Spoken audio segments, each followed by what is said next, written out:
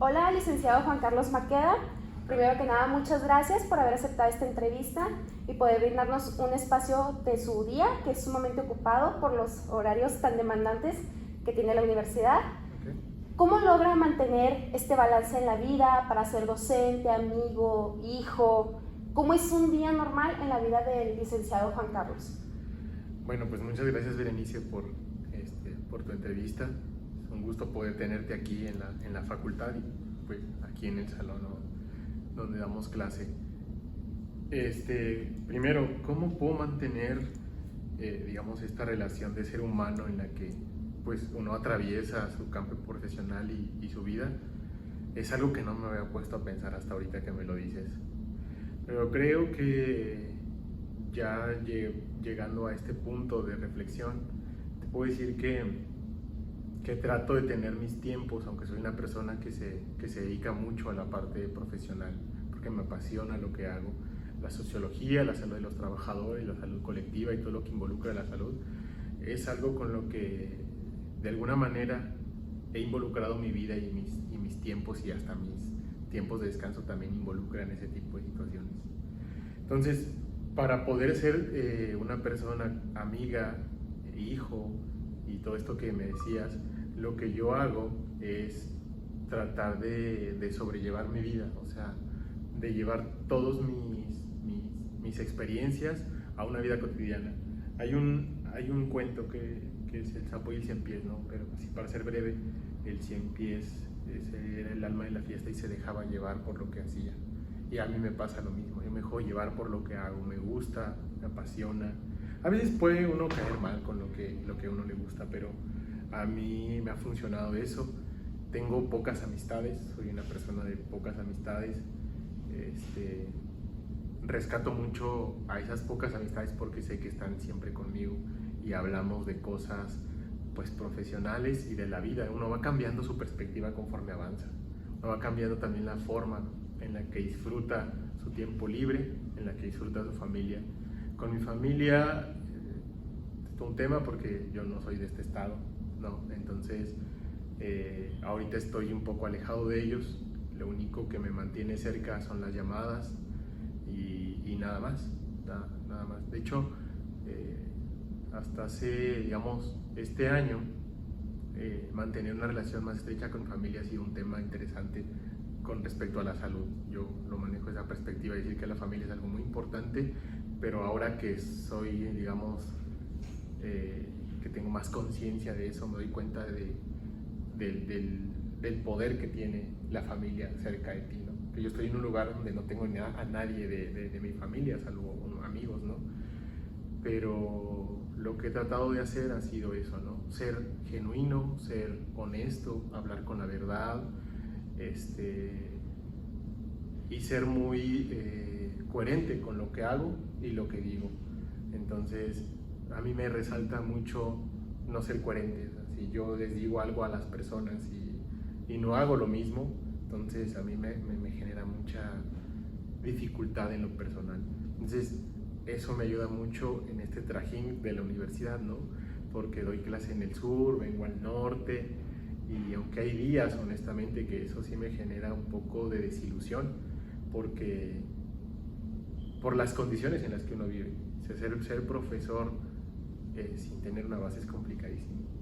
Es complicado porque te pagan por horas, porque te pagan mucho tiempo después, o tardas en cobrar, luego estás en otro estado, otro clima, otra perspectiva que tienen los alumnos, otra perspectiva que tienen las propias autoridades, digamos, institucionales, y uno a veces termina por desilusionarse en ese sentido. A mí en lo particular a veces me ha desilusionado el hecho de que recientemente, por ejemplo, aquí en la maestría llegué y me tocó una lluvia de esas que me dejó empapado, ¿no? Llegué aquí a la clase empapado y tenía yo la posibilidad de poder irme, ¿no?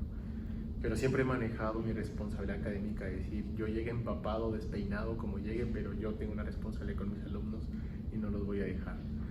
Y venía caminando y decía, esto es amor al arte, porque pues, realmente es verdadera vocación. es verdadera vocación, porque en realidad no hay nada, ¿no? O cuando me toca caminar bajo el sol, o sea, en serio llego no solo acalorado, sudado, a veces uno como ser humano tiene cierto olor, ¿no? Sí. Entonces de pronto eso dices, híjole, bueno, pues ya uno hace sus herramientas, ¿no? Y a darle. Y a darle. Entonces eso es lo que me ha dado, sobre todo el amor que le tengo, yo lo he pensado así siempre, a la humanidad en todos los sentidos, y a mi profesión, y sobre todo porque me gusta caminar y disfrutar lo que hago. Eso es lo que me ayuda en ese sentido. De hecho, ahorita nos encontramos en la Facultad de Enfermería y Nutrición, en el área de posgrado. Bueno, tuve el honor de conocerlo en la Facultad de Medicina por parte de la Licenciatura de Salud Pública. Usted imparte clases en ambas facultades, sí. ¿Correcto? ¿Qué es para Juan ser docente, maestro? ¿Cuál es la visión que usted tiene respecto a esa labor?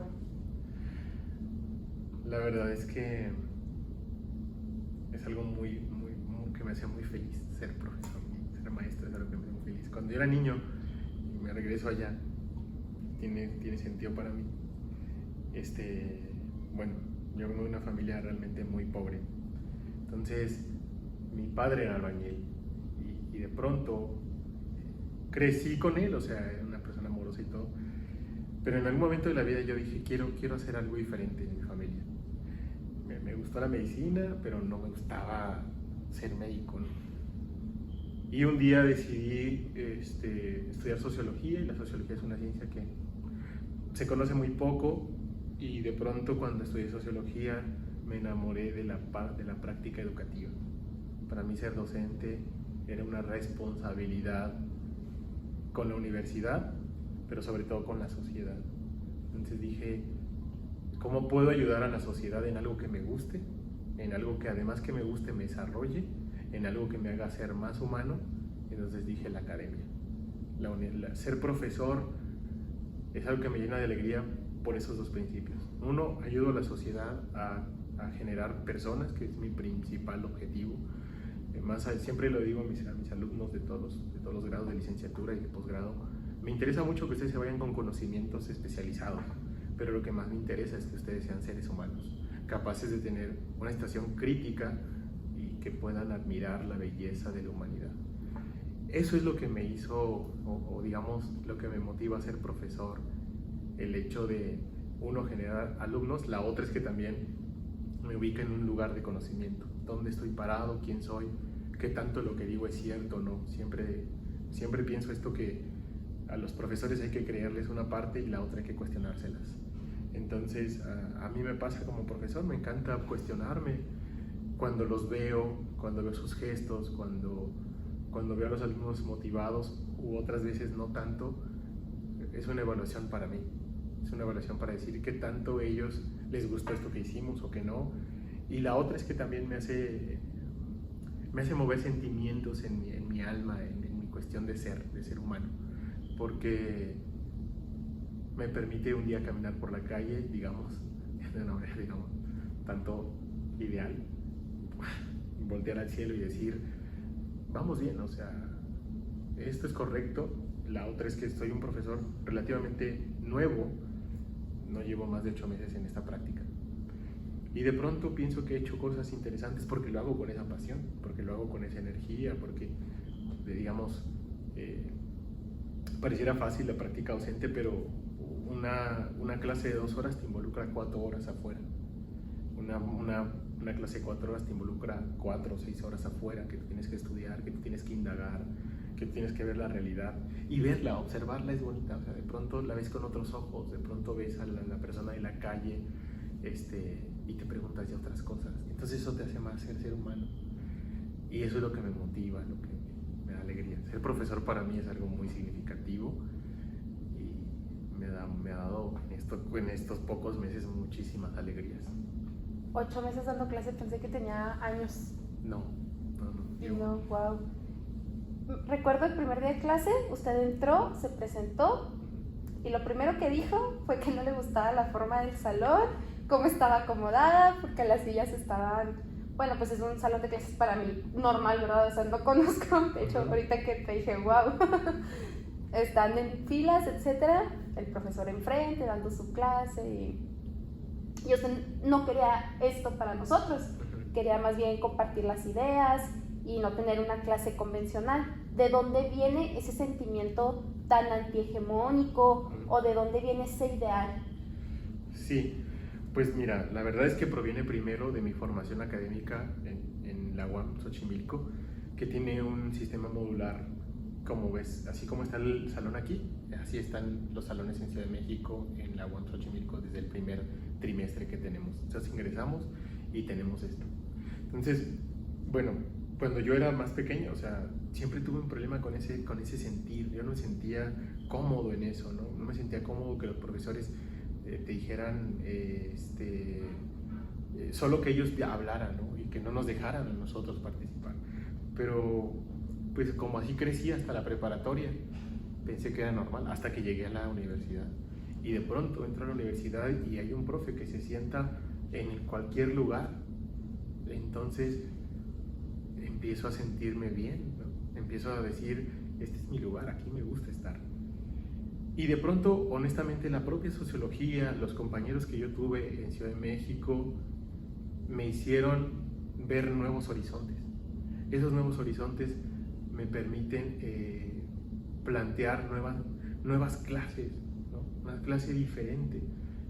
Yo siempre he dicho, y tomo ejemplo una película en la que entra un profesor y les dice a todos, repitan la ley de los signos, y la repiten, ¿no? Y de pronto el profesor les dice, sí, pero ¿por qué? Entonces, yo siempre he dicho eso, ¿por qué?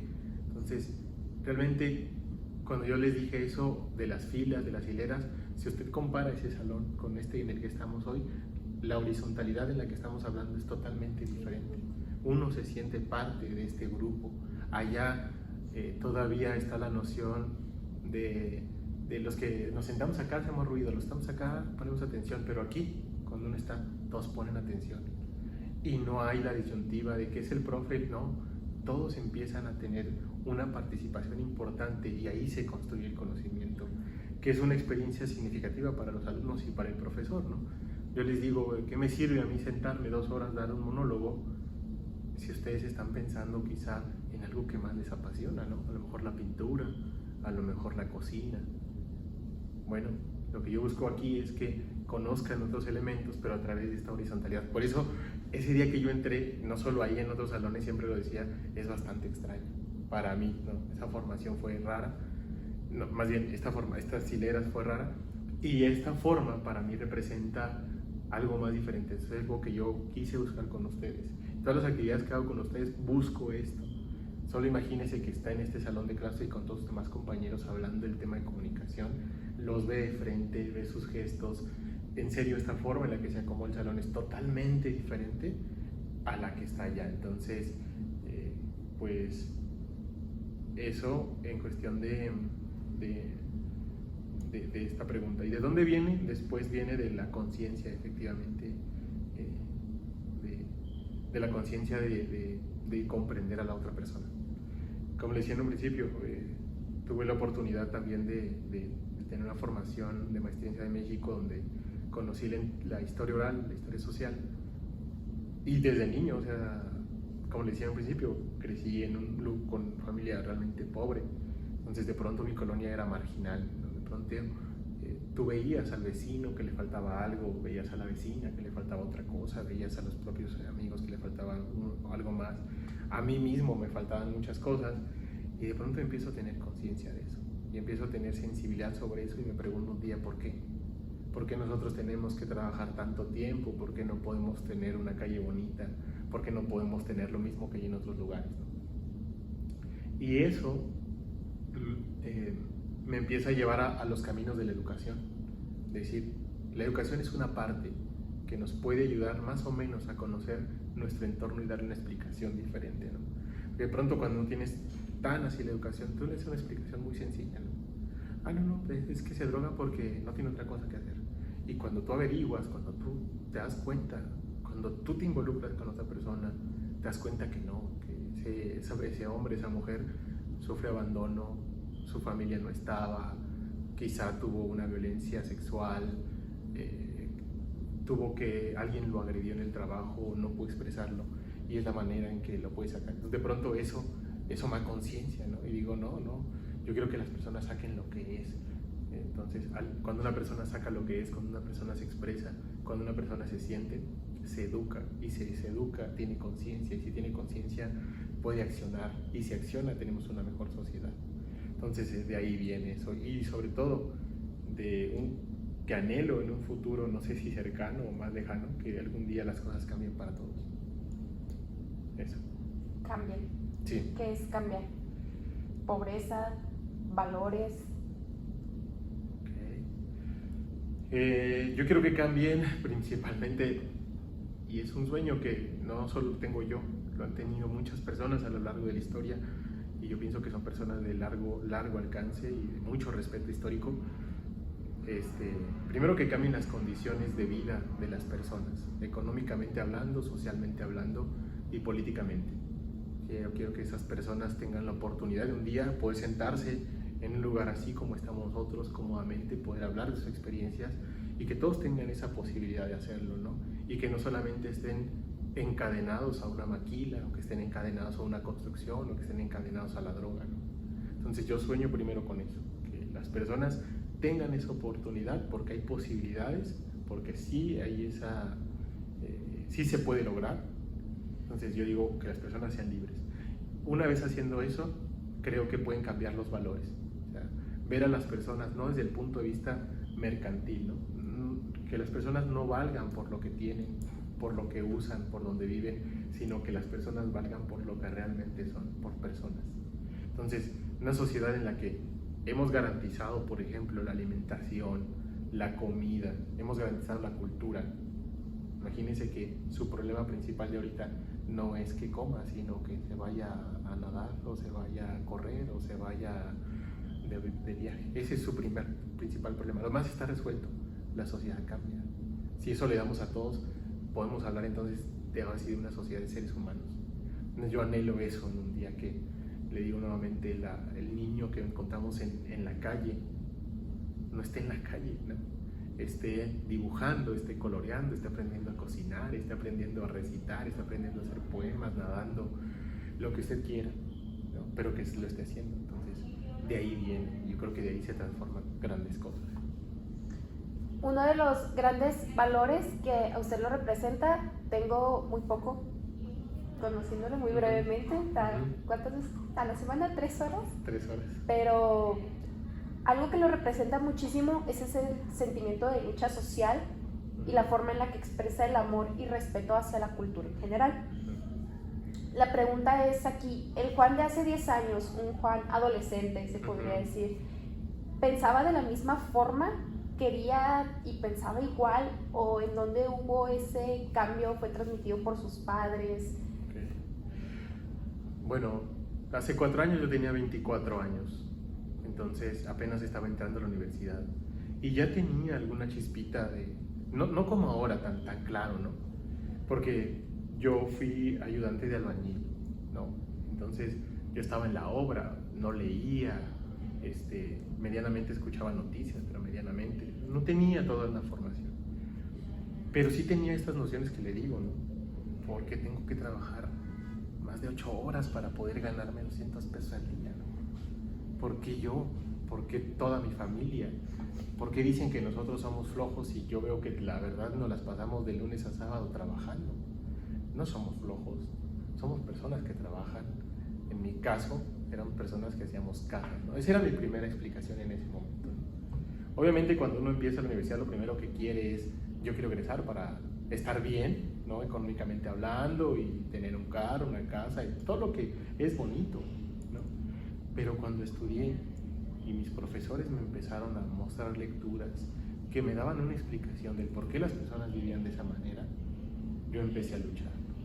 Y sobre todo me junté con personas de más largo aliento. Un compañero que yo respeto mucho, que es más joven que yo, pero que me enseñó muchas cosas, que admiro, me llevó por ese camino, ¿no? Es que esto no es de gratis, Juan, ¿no? Entonces yo empecé a comprender eso, porque algo que yo hago en mi práctica, no solo docente, sino ser humano, es que lo que yo leo lo contrasto con la realidad. Yo no me creo nada que lea hasta que no lo compruebe en mi realidad.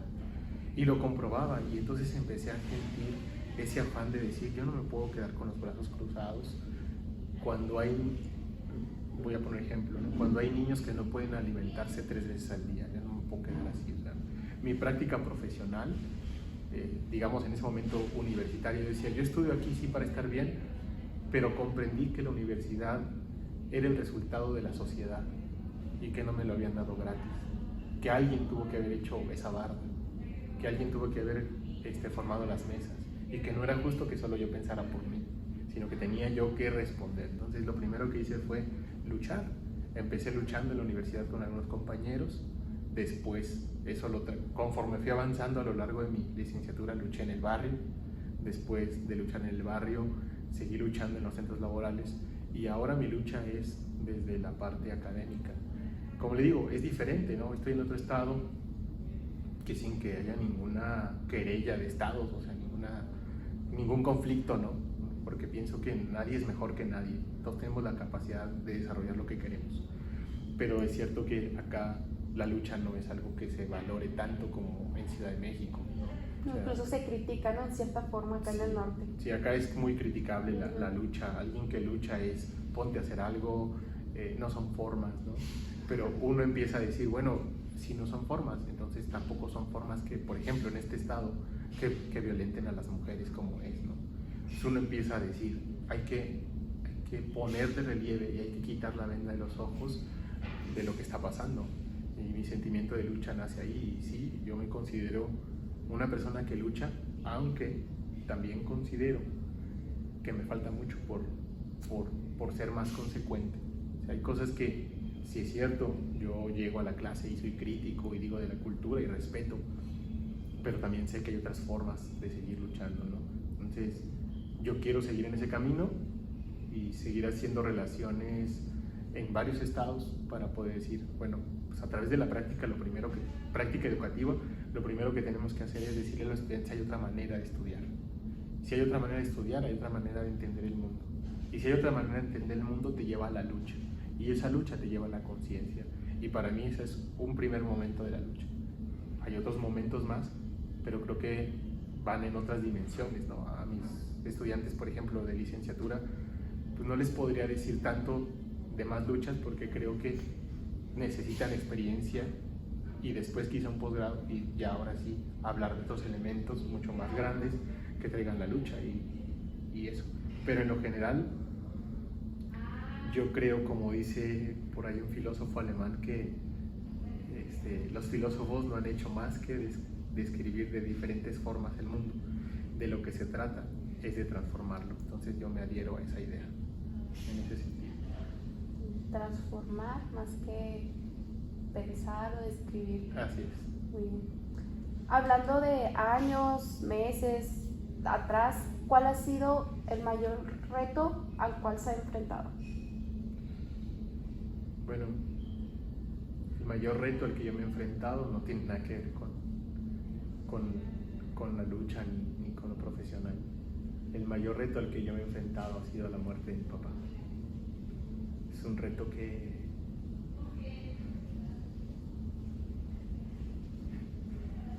realmente fue muy doloroso. Fue un reto muy duro. Y fue hace poco, ¿verdad? Fue hace poco. Sí, la muerte de mi padre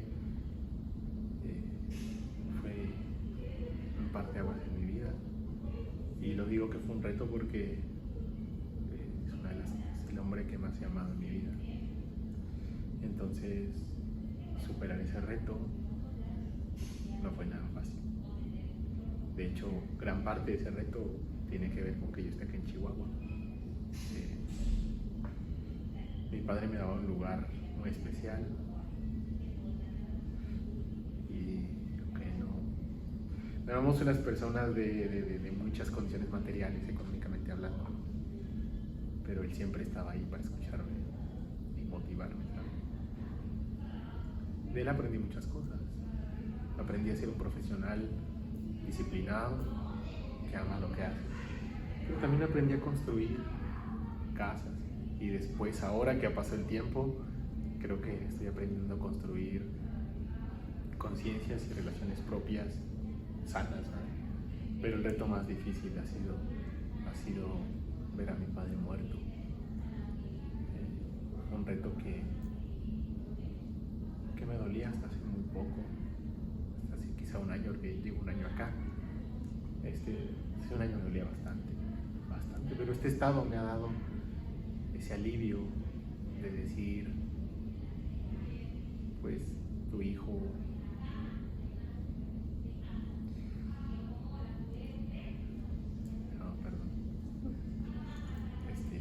tu hijo, el que estaba contigo, digamos, que ahora si vivieras te darías cuenta que lograste muchas cosas. Bueno,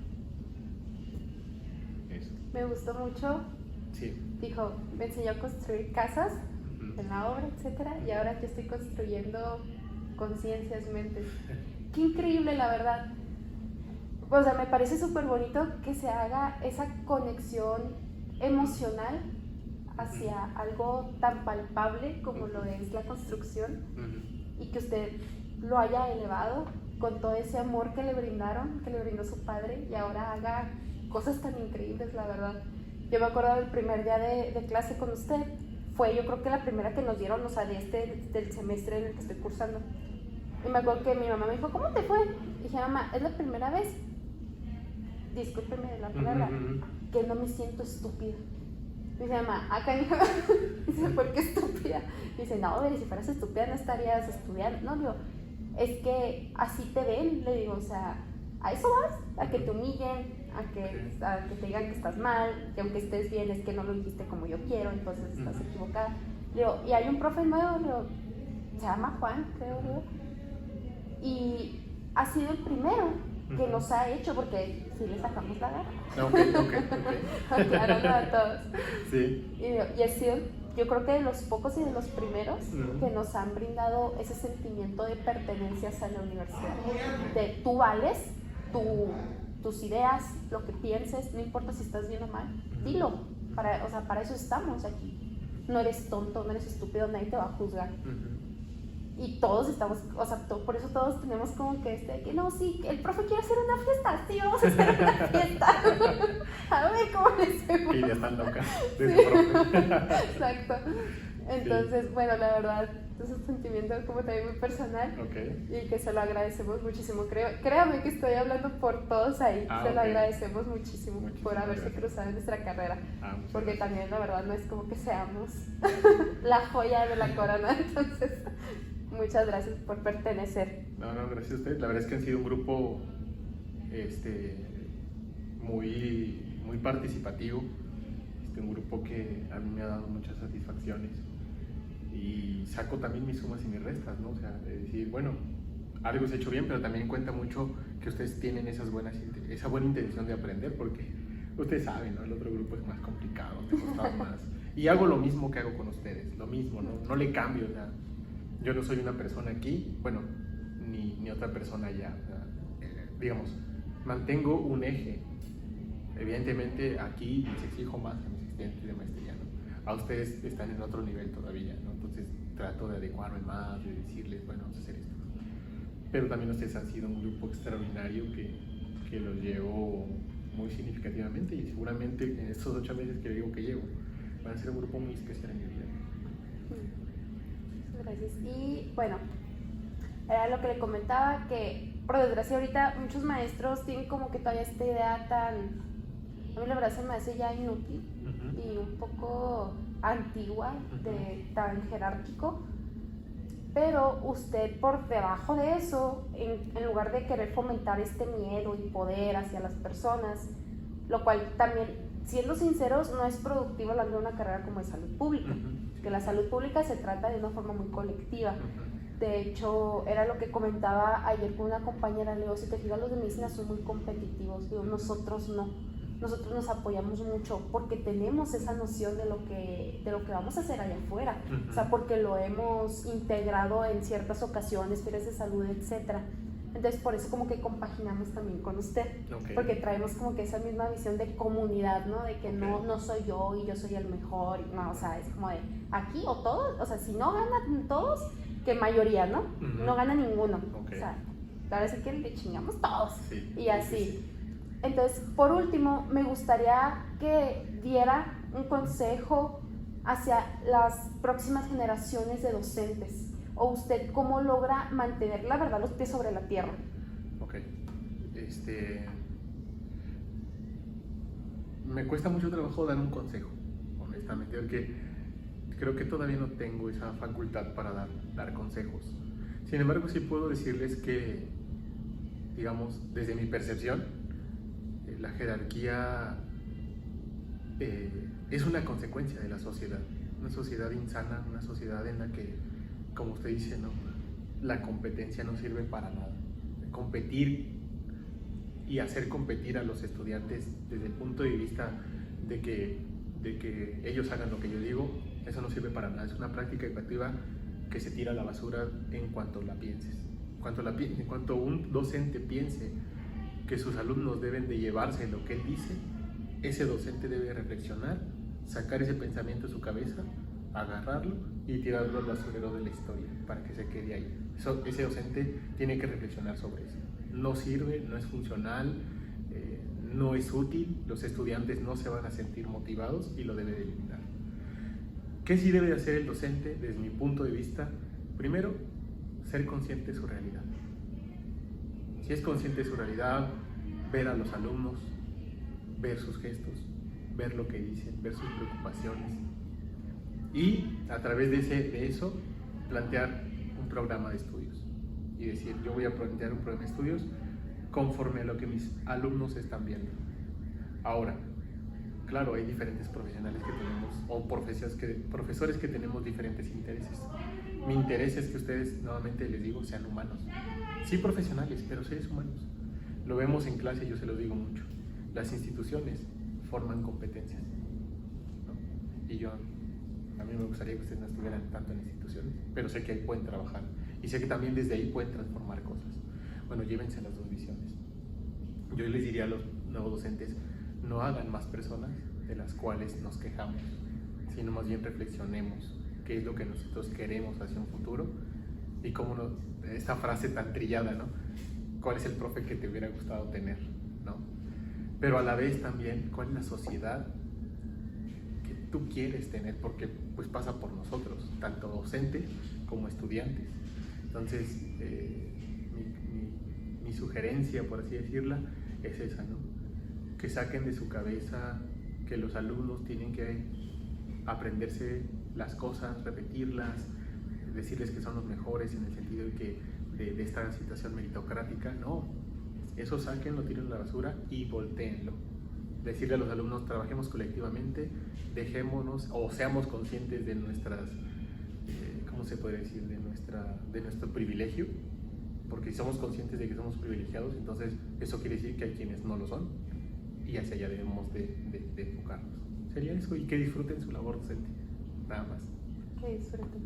Bueno, muy bien, sería todo por mi parte. Okay. Muchísimas gracias por haber platicado, compartido este momento. Ya sé que usted es un profesional en esto, me acaba de decir, entonces qué vergüenza. No se preocupen. Pero muchísimas gracias en serio por haber dado el tiempo. No, muchas gracias a ti. La verdad es que pues las charlas siempre son muy amenas y uno conoce más de las personas. Y yo espero que le haya servido. Y pues muchas gracias a ti por